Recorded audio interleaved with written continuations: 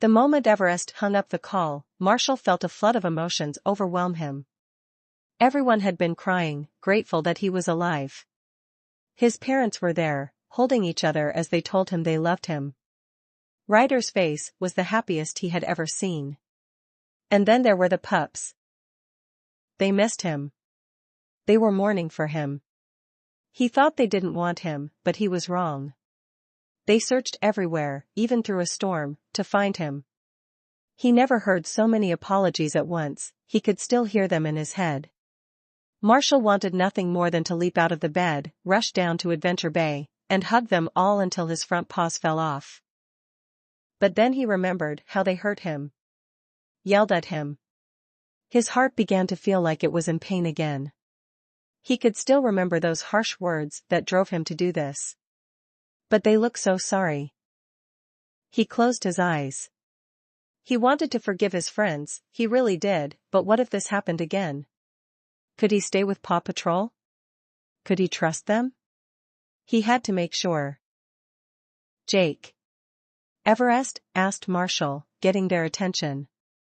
Can you do something for me?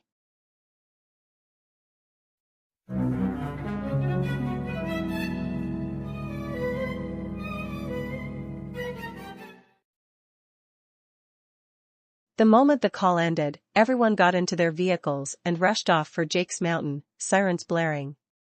Chase was pretty sure that everyone in Adventure Bay was confused by this, but that wasn't important. What was important was that Marshall, his brother, was alive. Chase wanted to cry, he probably was, but he was too busy rushing ahead of the rest of the pack as they drove up the mountain.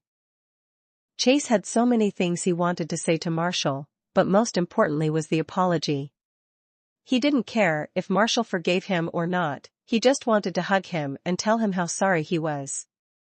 He looked behind him and saw the rest of the Paw Patrol, Ryder's ATV, and his father's truck containing Katie and Marshall's parents. Looking up, he saw his crush, Sky, not too far behind him. He blushed thinking about how they confessed just moments ago and were about to kiss.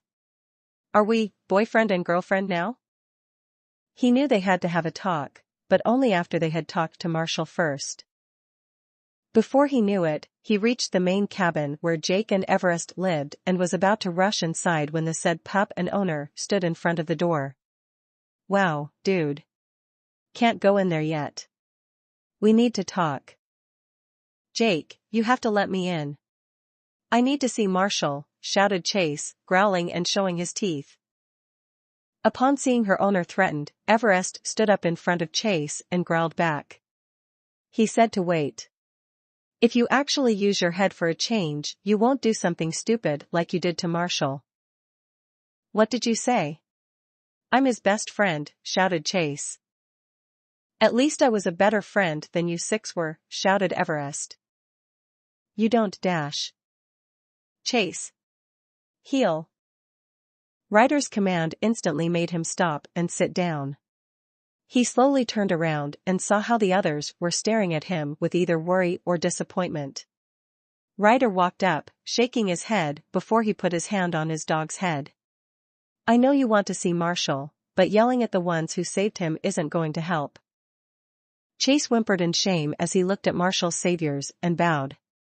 I am sorry. You're right, Everest. I haven't been a good friend. I helped make this horrible mistake happen. Forgive me? Everest didn't say anything, but sighed. I'll forgive you if Marshall does. Which leads us to what we need to talk about.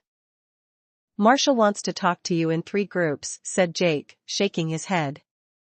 Dude's been through a lot and wants to get some stuff off his chest. Does he hate us? Asked Rubble, whimpering. Jake and Everest looked at each other before the former answered, we don't know. That's up to you guys to find out. The 5 pups sighed and lowered their heads even further. Chase closed his eyes and realized that he might never get Marshall's trust again after what happened. Yet, we deserve it. Our actions caused all this to happen. If Marshall can't forgive me or the other pups, I'll just have to live the burden for the rest of my life. Who's going first? Asked Ryder's father. He wants his parents first, said Everest. Without wasting a second, the two adult Dalmatians rushed in to see their son, followed by Jake and Everest.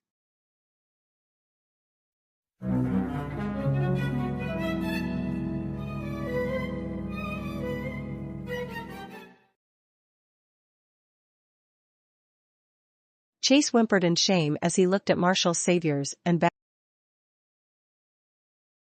Mom! Dad! Shouted Marshall as he was tackled by his two parents. He laughed with joy as they nuzzled, barked, and licked. It made Jake and Everest smile as they watched the family. After the excitement had worn off, the two hugged their child with tears dripping down their eyes. Marshall whimpered, but a smile was on his face. I missed you. I thought, when I was going to die. What were you thinking, Marshall? Shouted Misty in a tone that made everyone in the room wince. You almost died out there. How could you do something so stupid as run away from your home? If you were that upset, or needed to be away for a while, you could have told us, and we could have taken you home. Instead, we thought you. With a heartfelt cry, Misty held on to her son as Blaze nuzzled his wife. When we heard you died, we thought our world had fallen apart. We didn't know what to do. How could we have gone on without our baby boy? Marshall felt the guilt in his heart stab him again and again like a harpoon. I didn't mean to make you cry. It was stupid, and I'm sorry. I'll never run away again.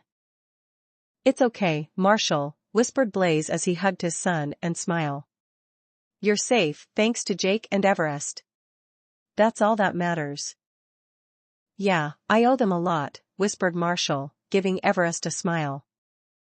In fact, he turned around and gave Everest a toothy smile.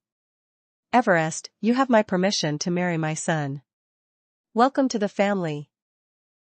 What/Dad, shouted both Everest and Marshall, who blushed as images of them in a wedding ceremony entered their heads. Misty rolled her eyes and swatted her laughing husband in the face. Ignore him. He's being an idiot again. Just trying to lighten the mood. Marshall giggled before sighing. I'm really sorry I ran away. If you want to bring me home as punishment, I understand. Don't you want to stay with Paw Patrol? Asked Blaze. Marshall lowered his gaze. I don't know what if Ryder is upset with me. What about the pups and what they did to me? Blaze put a paw on his son's shoulder. Marshall, your friends were all mourning for you at your funeral just a few hours ago. They regret what they did and showed how much they loved you by looking for you nonstop.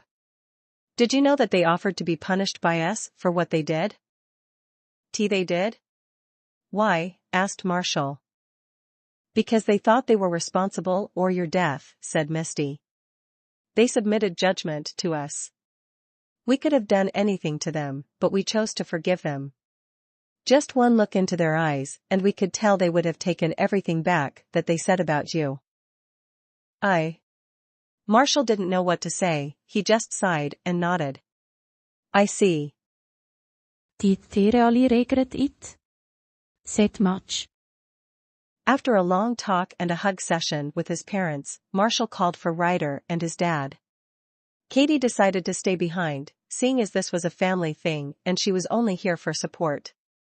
When Marshall saw his owner's face to face for the first time in days, he jumped a bed and into his arms, laughing and licking him.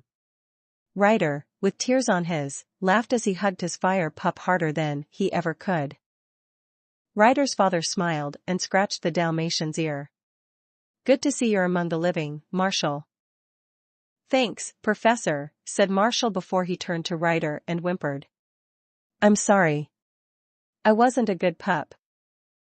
What do you mean, Marshall? Asked Ryder.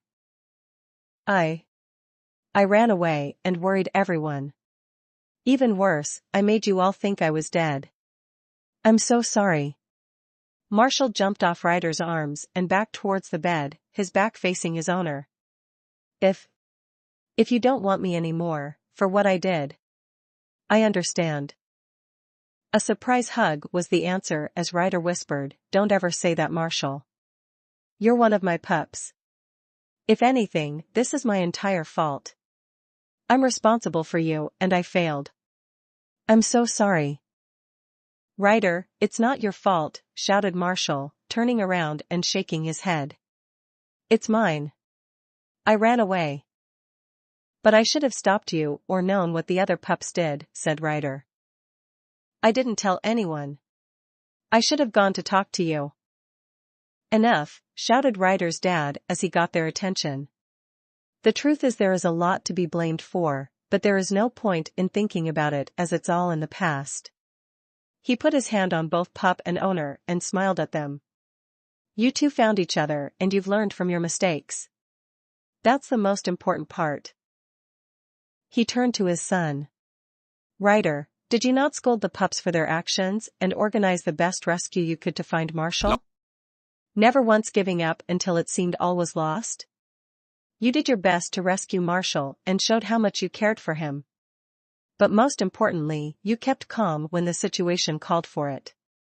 And don't say you could have prevented this, your pups should have known better than to do what they did. And I have a feeling they know better now, thanks to this experience." He then turned to Marshall. "Marshall, what you did was foolish, but we understand you were hurt. But never think that there isn't someone out there who loves you. You are family to me and Ryder, and he'll always be there for you. And I know you may be thinking the pup betrayed you, but friends fight all the time. They care about you.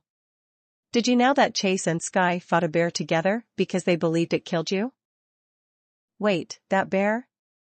The one that hurt me?" asked Marshall, jaw-dropping. "Yup. Chase and Sky ignored my orders to come home cause of the storm and continued to look for you. They fought that bear and won, for you." Marshall just sat there, stunned beyond all reason. His friends. They fought for him.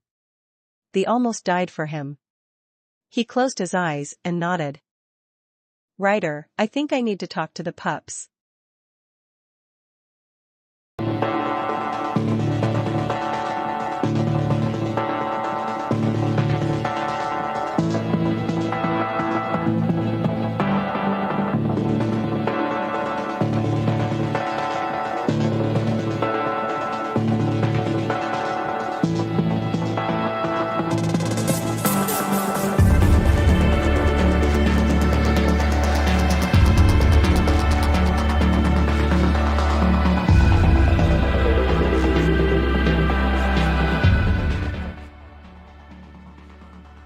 So Leute, das war's für jetzt für die Part 9 gewesen. Part 10 ist die letzte Part von dieser Geschichte und die wird erst morgen sein. Na Leute, auf Wiedersehen wir uns dann bald wieder morgen für die letzte finale Part. Und hoffentlich, ich wünsche noch einen schönen Tag und dazu noch ein gutes neues Jahr. Und wir sehen uns im nächsten Livestream. Peace!